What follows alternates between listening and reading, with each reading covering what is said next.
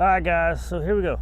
We got Waylon with his second e-collar session, right?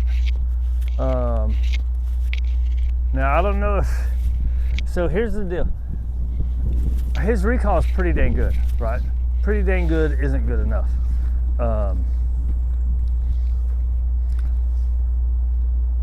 Sometimes when you go back to this leash, they already know, so they're not going to go anywhere, right? So I'm trying to introduce a new thing, so that way when we go to, there's a couple places that I would love to let them run free, but my head is like, oh, it's not going to happen, right? Unless there's absolutely no one anywhere, right? Like today, here's an example. Today, when we were out with the group, we're on the backside, the dude comes around the corner. I know the dude, right? And so he comes around the corner, I see him. Waylon's, right? So Waylon's in front of me. So I'm like, hey, over here. So he stops and he's looking. And then I call him, I said, Waylon, right? So, good boy. So pretty generally when I say, hey, over here, they come, right? He might stop and lollygag for a second, and I'm cool with that. I'm cool with lollygagging for a second. But when I say Waylon, now maybe I need to start using Waylon come again, but when I call his name, he should be coming, right? So that's where a lot of people that are reinforcement only won't tell you that when there's something exciting. Now, luckily, he doesn't give a shit about dogs, right? He don't care about dogs or people. He's indifferent. Like, he'll meet him and be like, yeah, whatever. Now, when people are walking with their dogs on a leash and they see this guy and he doesn't come after I'm calling him, all of a sudden I'm that person going, hey, it's okay, my dog's friendly, right? You know what I mean? That's annoying as shit, right? The difference is those people probably have done zero work. But there's a point where reinforcement and food does not meet the joys, let's call it, of the environment, right? So what did he go forward any when I called him? No, but he also didn't come until I redid the hay, right? So with the e-collar, what you can then do is when you call him and he stays looking, you can then boom, that's your negative reinforcement, motherfucker, you got to get back here, right? Good boy. So anyways, that's the example. That right there, and that's here where he does pretty generally really good. What's going to happen if I go to Cottonwood? You know, you're not supposed to do it anyways, but and then there's another park where they let everybody off the leash. So what's going to happen? I go there and the same thing happens, right? That sucks, right?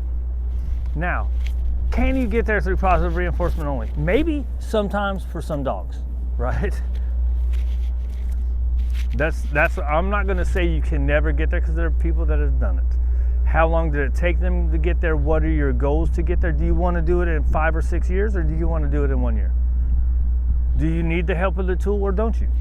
That's what it comes down to. Some dogs, you're going to need the help of the tool even after 5 years, or you're always going to be on a long line, right? Are you fine with always being on a long line or on a flexi lead for your dog? Then if you're fine with that, then hey, do that. That's for you. The problem I have is with people saying, you have to do it this way. This is the only thing that works. It's not the only thing that works. It depends on your dog, and it depends on you. All of this stuff, right? So I'm going to try to ignore this guy, which is hard for me. I was just trying to ignore him, and he's like, hey, what's up, dude? Right? So I think what I'm going to do is I'm going to have to do, I think, like I do with Tank, right?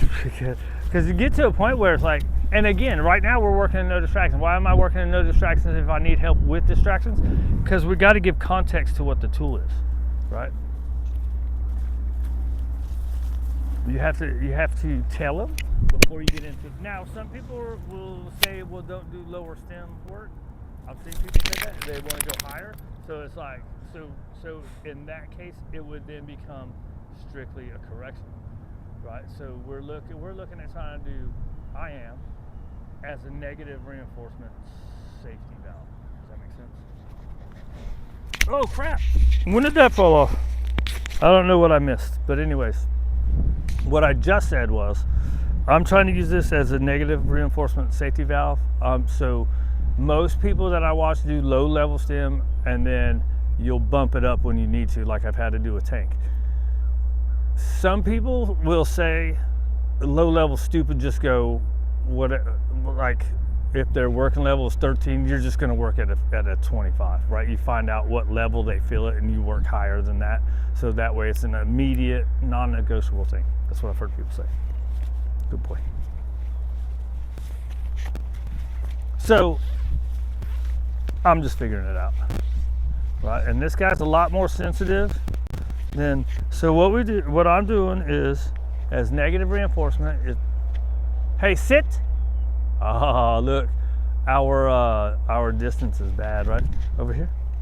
Sit. Good. Hey. Good. So what I'm going to do is I'm going to call them. I'm going to hold the nick, right? So it's going to be constant pressure, and then when I mark, it comes off. Waylon, come. Yes, good boy. So he doesn't need that much. Good job. All right. Ready, sit. Good. So I was holding the leash because it's to make sure, right? So then the other thing I've seen is, Waylon, come. Yes, good boy. Right, so the idea is, sit. Now here's the other thing that I've been thinking about that I haven't seen anybody talk about. Are they doing reps like this, right? So everybody that I've seen is kind of like they're letting the dog kind of like this. Oh, he's like, I should have done it when he was down. So after you, I can't remember how many sessions they said, but after you do a couple sessions, or maybe even just a couple times, they didn't specify. So I don't know, maybe it's just a couple times, but he said you do a couple by calling, and then you do one without calling, right? And you got to be careful not to do this. The problem with doing this is the dog sees that, and that becomes a cue, right? You're a good dog, right?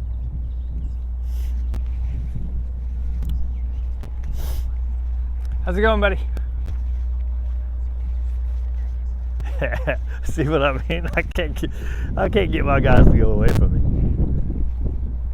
Let's go right here. Hey, sit. Good. So typically you can hold it for a while. So here's what I'm going to do. I'm not going to look at him. I'm just going to bump it. Waylon, come. Yeah, good boy. So there's one or two things there. Either I haven't done enough reps yet with him, so he's not understanding that when I hold it, or he doesn't actually feel it. Right, so let's do this again. We're still on 12, right? Yeah, he doesn't do nothing. So let's go to 15. Ear twitch, but was it just a twitch? Good. All right, so 15, I should be on 15. Let's try this again. So here's the problem that some people say is you start desensitizing to the thing by doing low. Sit. Good. So let me do 2 more, and then we'll try one without. Waylon, come. Yes, good boy. My hand's in my pocket as he's coming. You're a good dog. He's a good doggies. He's a good doggies. Ready, sit. Good. Right, so again, what I'm doing here is I call, stem, mark, off mark. Call, stem, off mark. I didn't do nothing. You're not supposed to break your sits. Ready, sit. As I let him get away with it, right? I used to be really good about that. Waylon, come. Yes, good boy. So I'm shooting for like 2 or 3 of these, right? So he's getting stem for 1, 2, 3. Sit. You're getting bored of the sits. You want to do something else? So let's try one without talking. And I'm gonna not turn, or not call him. I'm not gonna turn and look at him because that seems to make him break. Waylon, come. Yeah, good boy. You're supposed to be over here. Okay, let's see. So that time, I forgot to tell you I was stemming. I stemmed 1, 2, and then called. That seemed to work for what's his name? Yeah, good boy. You saw when he turned his head right there? I had stemmed. So let's do this. He's looking the other way. Yeah, good boy. God, I wish you guys could have seen that. He was actually looking the other way. I stemmed. He turned and came. When he turned it, and remember when I mark, that's right after I let go, or kind of at the same time, right? The mark is at the same time as releasing the pressure. So let me try one more time of just ignoring him. Now I have to give him another hot dog for him to go away usually. He's trained me that way, right? So he's looking away, right? Stem.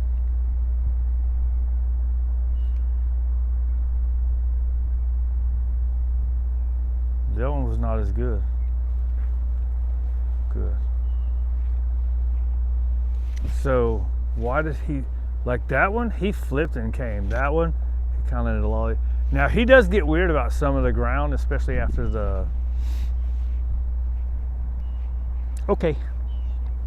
Especially after the rain, he gets weird about it. Go ahead, go be free. Go be free. Go be free. He's like, bitch, I'm tired of this exercise.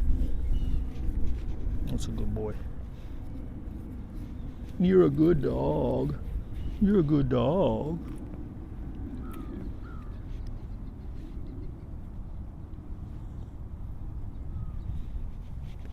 Here's the other thing I do.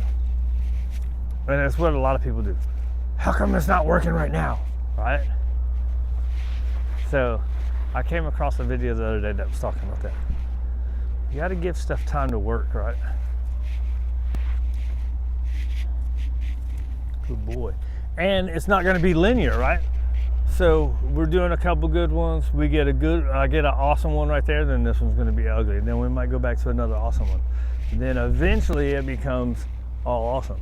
So the way stuff, here's what happens. These people talk about you're going to ruin your recall with e-collars and with corrections, right? So like say he's coming and he goes somewhere else and you mark that as a verbal punishment and then they come. The way you mess it up is by then not rewarding the recall, right? The only way you're going to mess up your recall is by not rewarding it and not acknowledging it.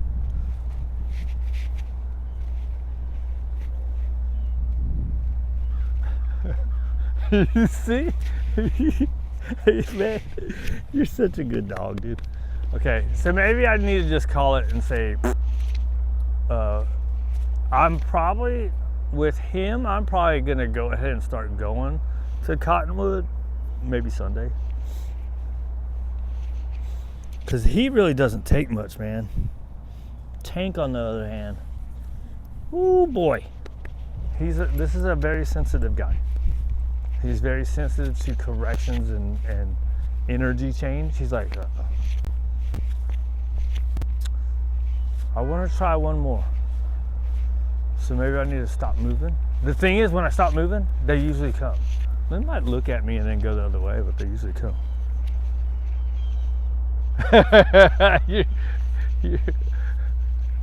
He's only becoming because he's scared of getting electrocuted. Look, man, I'm so tired of people with their dumb ass bullshit. And it's not even in this, it's in everything.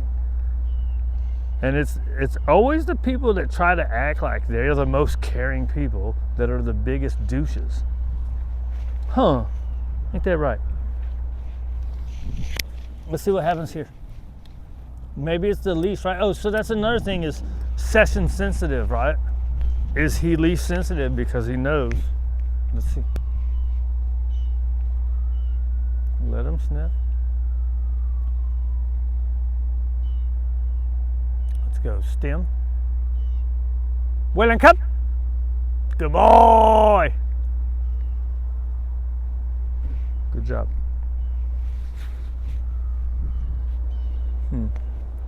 So let's see. Let me try a boost. He's kind of walking the other way. He stopped.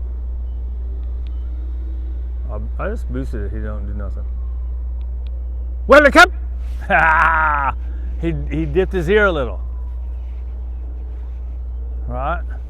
So I should be on a 20. Right? I should have done that sooner when I didn't really know. You're a good boys. When I didn't really know, I should have boosted it then. Right?